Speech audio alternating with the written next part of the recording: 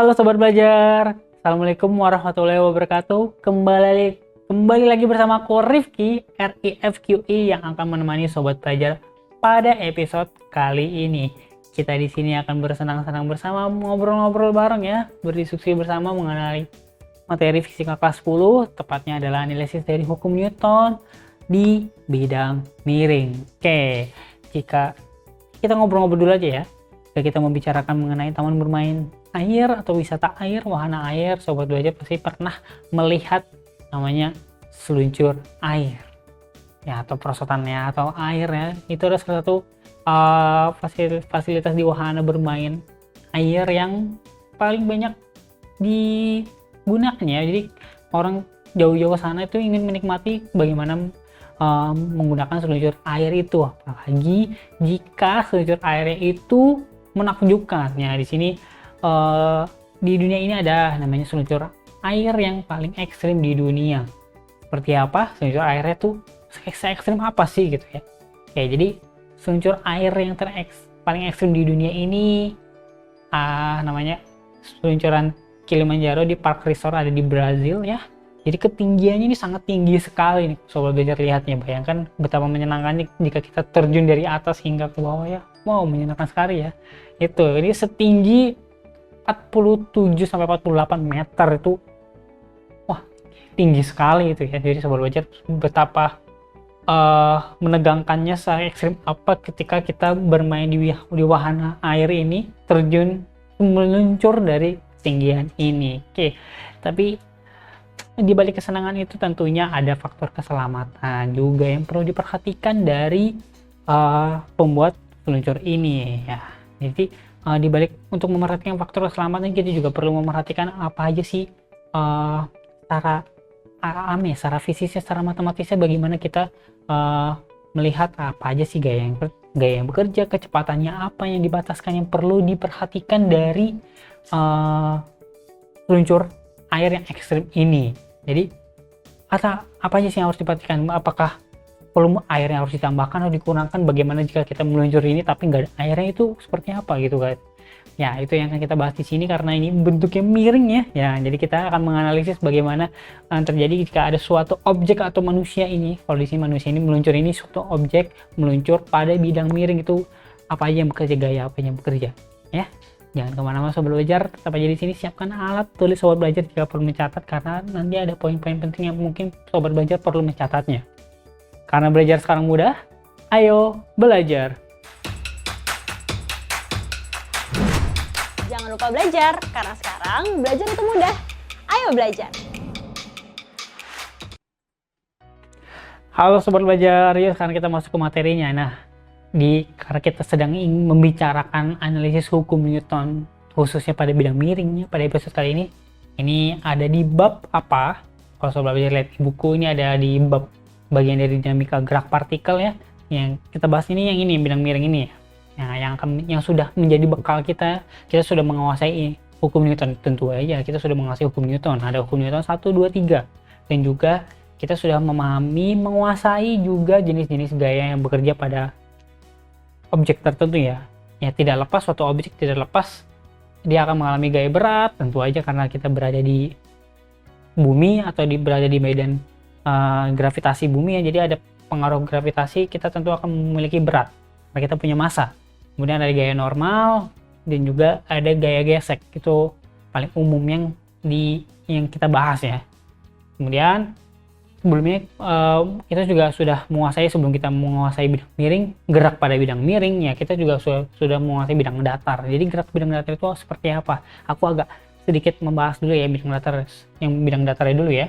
Jadi kalau kita melihat, menganalisis gerak pada bidang datar, kita tahu bahwa misalkan ada suatu benda memiliki massa, kita tarik dengan F, maka ia akan mengalami percepatan A. Itu sesuai dengan hukum Newton yang kedua, di mana sigma F, total gaya F, sama dengan M dikali A.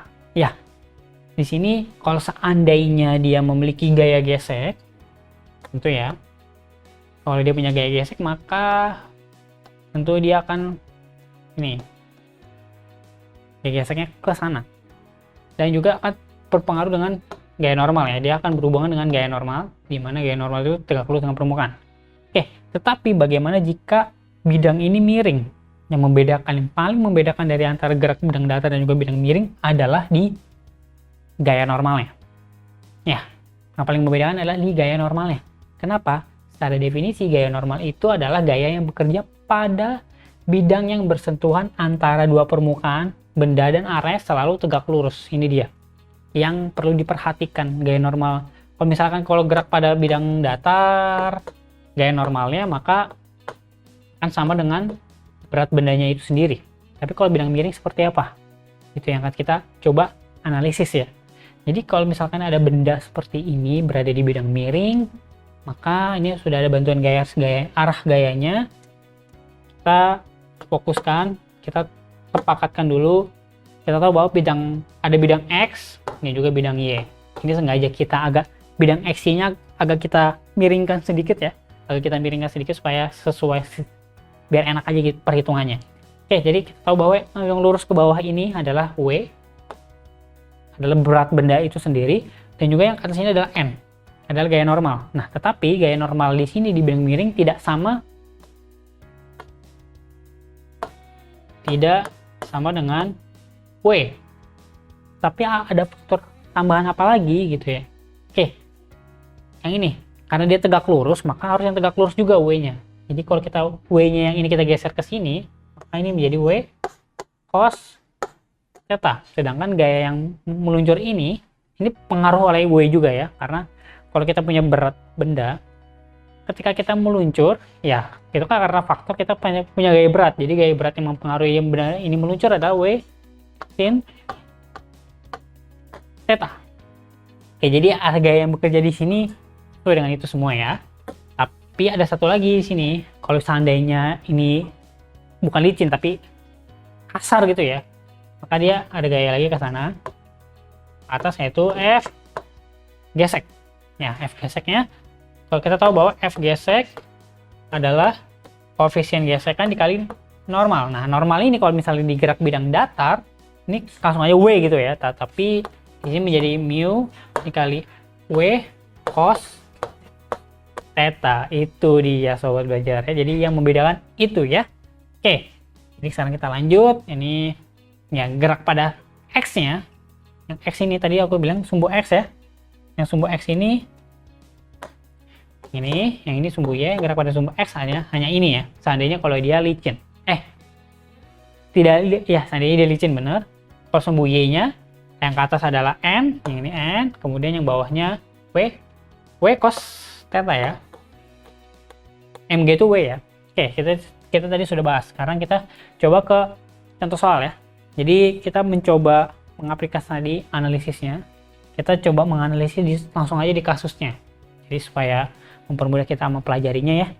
Jadi di soal nomor 1 ini kita lihat ada sebuah balok, dia 66 kg, dia punya massa 6 kg, ditahan diam di puncak. Oke.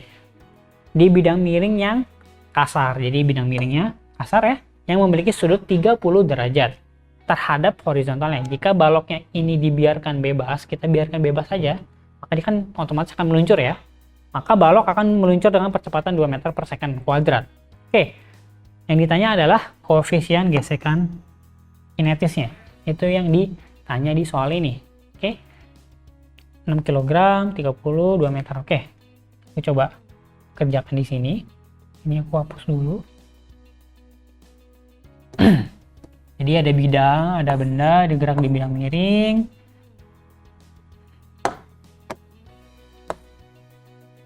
Ini meluncur dengan A sama dengan 2 meter per second kuadrat.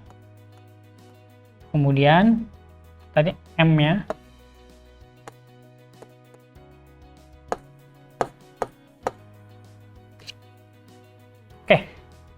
itu. Jadi yang ditanya adalah koefisien gesekannya. Ini koefisien gesekan, karena gesekan berarti ke belakang ya. FG ya. Ini 30 derajat. Oke, jadi kita analisis dulu arah gaya yang membuat dia meluncur adalah yang ke kanan ya, yang ini. Jadi ada arah gaya Fx sama dengan M kali A. F sama dengan M kali A itu hukum Newton kedua ya.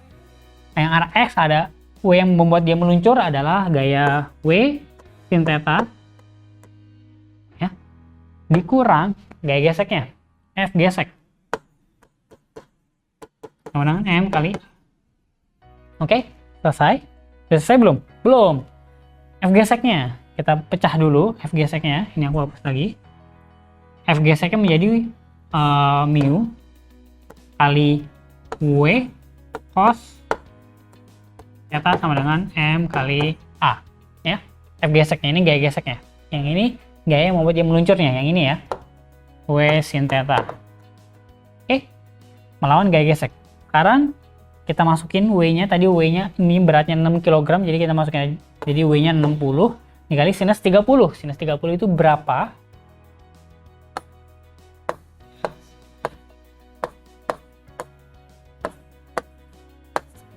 Oke, sinus 30. Sinus depan bagi miring setengah ya. Jadi 60 kali setengah dikurang mu kali W. Mu-nya yang kita tanya ya. Yang ditanya mu-nya. Koefisien gesekan statisnya berapa? Kali W, W-nya 60 dikali cos theta. Cos theta. Cos 30. Cos 30 akar 3 per 2. Akar 3 per 2. Sama dengan M kali A. Masanya tadi 6 dikali dengan 2. Oke. 60 kali setengah 30 ya. 30 dikurang dengan mu 60 kali akar 3 per 2 jadi 30 akar 3 sama dengan 12 ya. Ini jadi mu kali 30 akar 3 sama dengan 30 kurang 12 ya. Oke, karena kita lanjut. Ini jadi mu-nya. Ini aku geser kanan. Di mu sama dengan 30 kurang 12 berapa? 18 ya. 18 dibagi dengan 30 akar 3. Kemudian 18 sama 30 sama-sama dibagi 6. Atasnya 3 dibagi dengan 5 akar 3. Kemudian kita hitung lagi. Kita sederhanakan penyebutnya ya. Karena ada akar jadi 3 dibagi 5 kali 3 akar 3. Sama dengan 1/5 akar 3. Itu dia jawaban kita. Jadi koefisien gesekan yang di bidang ini adalah 1/5 akar 3. Oke, mudah sekali kan sobat belajar ya? Mudah. Kita kembali ke soal. Tadi masih soal nomor 1 ya. Cukup panjang. 1/5 akar 3. Dan kita lanjut ke soal nomor 2 ya. Jadi analisisnya bisa diperhatikan ya sobat belajar ya. Jadi kita menganalisis arah geraknya. Karena di soal nomor 2 ini, benda yang memiliki massa 2 kg berada pada bidang miring dengan sudut kemiringan 30 derajat. Yang ditanya adalah besar koefisien gesekan statis maksimumnya. Oke, jadi mungkin tadi soal nomor 1 agak salah kalimatnya ya. Koefisien gesekan statis berarti saat benda ini diam. Kalau kinetis berarti saat bendanya gerak. Oke, jadi ketika dia diam berarti saat besar koefisien gesekan statis maksimumnya. Berarti benda ini diam, di mana ada gaya gesek, F gesek. Yang ke bawah ada W. Yang kanan ada W sin theta, yang ke kiri ada F gesek. Karena dia diam, karena dia tanya statis berarti kondisinya diam. Berarti sigma F sama dengan 0. Ya. Karena sigma F sama dengan 0, maka kita tulis W sin theta dikurang dengan F gesek sama dengan 0. I F gesek sama dengan W sin theta. Oke, sudah. Sekarang F geseknya kita pecah. Ada koefisien gesekan statis dikali dengan gaya normalnya. Gaya normalnya adalah W cos theta sama dengan W sin theta. Kita lihat ya, untuk mempermudah perhitungan kita, di kiri dan di kanan ada W, kita coretnya W-nya ya. Sekarang kita hitung cos theta. Cos theta-nya mana? Oke, aku coba gambar segitiganya lagi. 30, 60, 1 akar 3, 2. Oke, cos theta, cos samping bagi miring, akar 3 per 2. Jadi mu S akar 3 per 2 sama dengan sin theta 1 per 2. 1 per 2. Jadi mu S nya sama dengan 1 per akar 3 atau 1 per 3 akar 3 ya. Ya ini setengah ya. Setengah bagi setengah habis ya. Ya tinggal 1. Akar 3 nya aku pindah kanan jadi 1 per akar 3. Ini penyederhanaan penyebutnya. Oke, jadi koefisien gesekan statis maksimumnya supaya benda ini tetap diam adalah 1 per 3 akar 3. Oke, masih mudah sekali ya untuk soal nomor 2. Bisa diikuti ya soal belajar ya. Sekarang yuk kita lanjut ke soal berikutnya. Soal nomor 3 coba kamu siapkan alat tulisnya. Coba hitung juga ya. Di soal nomor 3 ini ada sebuah benda bermassa 5 kg ditarik dengan tali ke atas. Ya, ke atas bidang miring yang kasar dengan gaya 71 Newton. Oke, jadi F-nya 71 Newton. Jika koefisien gesekan antara benda dan bidang adalah 0,4, koefisien gesekannya 0,4, maka percepatan yang dialami oleh benda itu berapa? Ya kita tahu total gaya sigma F sama dengan M kali A. Berarti sigma F adalah gaya ke atasnya. Jadi ada gaya apa aja yang bekerja di sistem ini? Pertama, ada gaya F ke atas, kemudian ada gaya ke bawah, yaitu W sin theta. Terus apa lagi? Ada gaya gesek lagi di sini. Itu F gesek. Jadi gaya F ini melawan dua gaya yang ini.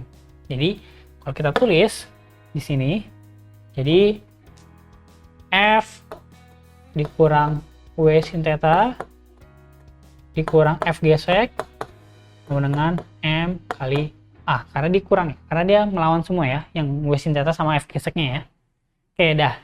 Dari ini sekarang kita bisa hitung semuanya, karena kita sudah menganalisis arah gayanya ya. F-nya adalah, nah aku pindah ke kanan, F-nya adalah 71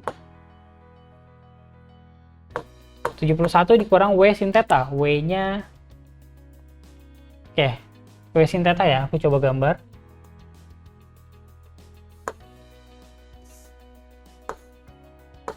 Kalau 37 derajat berarti 3, 4, 5. W-nya 5 kg, jadi W-nya kali 5, 50 ya. 50 dikali sin theta. Sin 37. Depan bagi miring 3 per 5. Dikali 3 per 5 dikurang FG-nya adalah 0,4 ya. Dikali dengan koefisien gesek ya, 0,4 dikali W-nya adalah 50 dikali cos theta. Cosnya adalah 4 per 5.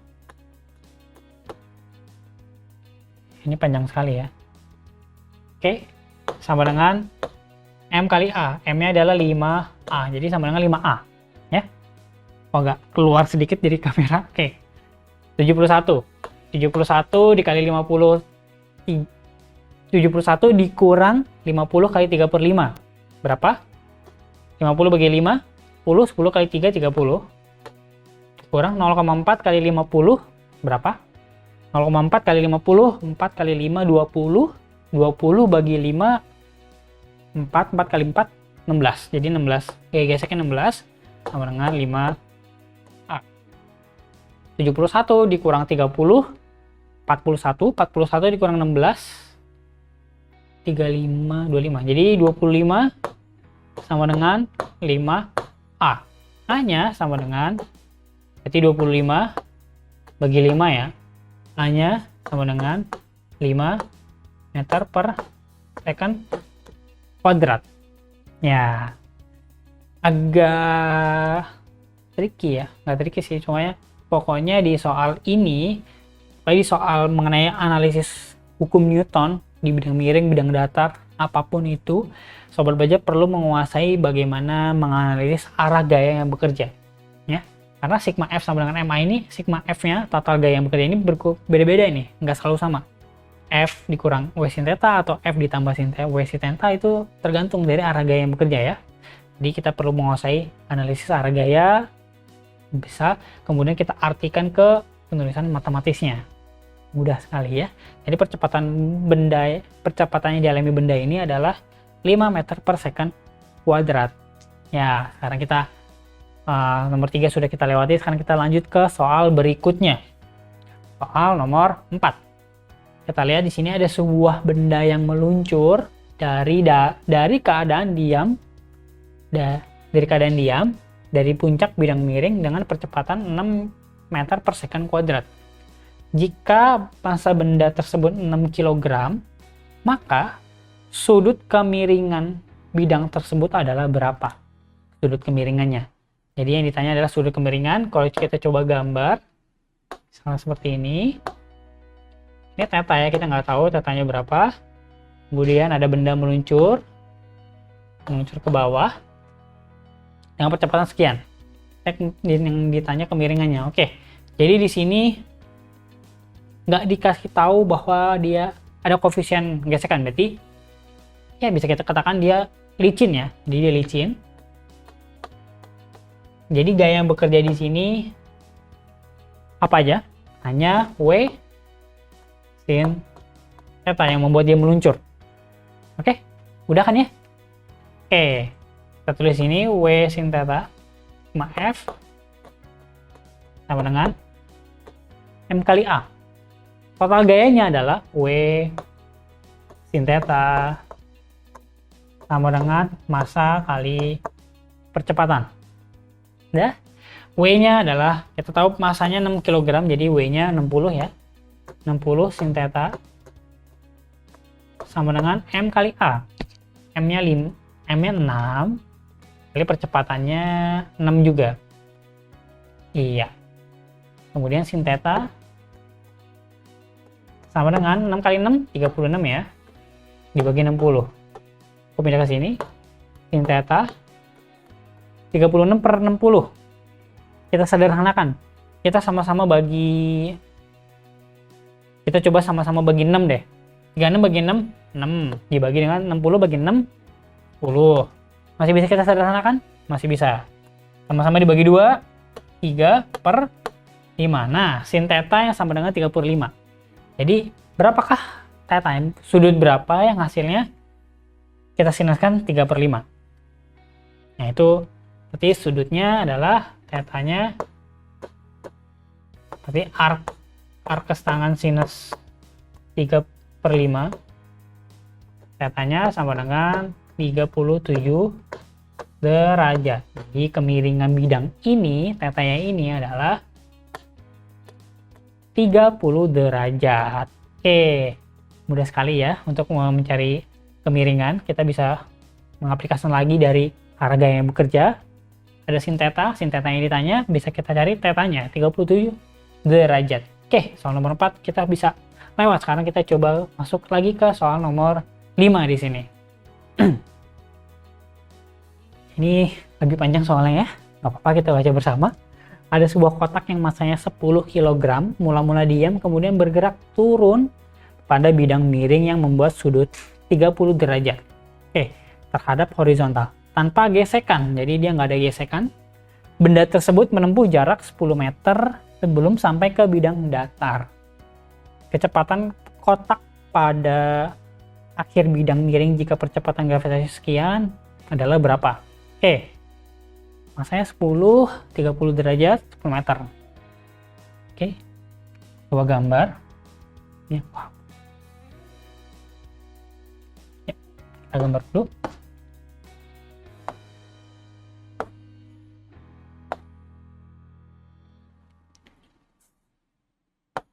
Oke, jadi dia nyambung sama bidang datar ya. Ini tadi kemiringannya 30 derajat ya. 30 derajat, kemudian ada benda meluncur ujung ke bawah. Kita tadi dikatakan menempuh jarak 10 meter sebelum mencapai bidang datar. Jadi kemiringannya ini adalah 10 meter. Oke. Kemudian apalagi yang dikasih tahu? Tadi massanya itu berapa ya? Massanya itu Tadi masanya 10 kg, 30 derajat, 10 meter. Ini tanya, sebelum sampai ke bidang datar, kecepatan kotak pada akhir bidang berapa? Oke, jadi yang ditanya saat dia sampai di sini, saat kotaknya sampai di sini, V-nya berapa? Oke, kalau kita lihat gaya yang bekerja di bidang ini ada W sin theta aja karena dia licin. Jadi kita cari percepatannya dari sigma F sama dengan M kali A, di mana sigma F-nya ya W sin theta sama dengan massa kali A. W-nya tadi 10, masanya 10 kg, jadi 100 ya. Ini 10 kg. Jadi 100 dikali sin theta. Sin theta sin 30 berapa? Setengah ya.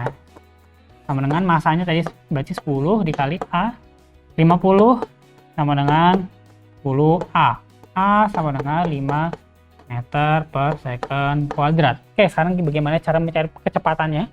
Kita tahu, kita agak menggunakan persamaan GLBB ya. Gerak lurus berubah beraturan di mana Vt kuadrat sama dengan V0 kuadrat. Vt kuadrat sama dengan V0 kuadrat tambah 2AS, ini salah satu rumus dari persamaan GLBB. Coba aja mungkin jangan dilupakan materi sebelumnya ya. Vt kuadrat berarti itu yang ditanya. Kecepatan akhirnya Vt kuadrat sama dengan V0 kuadrat karena dia mulanya diam, jadi dia mulai dari 0 ditambah 2 dikali A. A-nya udah ada di sini 5, 2 kali 5 kali jaraknya, jarak tempuhnya 10 meter. 10.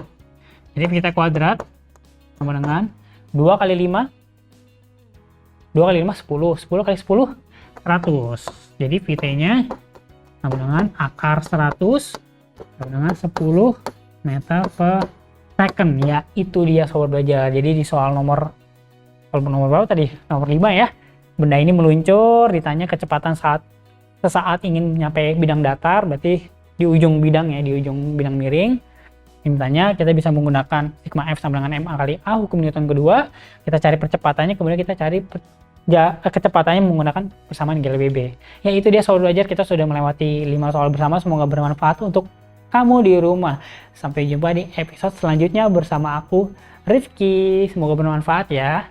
Karena belajar sekarang mudah, ayo belajar. Bye-bye. Jangan lupa belajar, karena sekarang belajar itu mudah. Ayo belajar!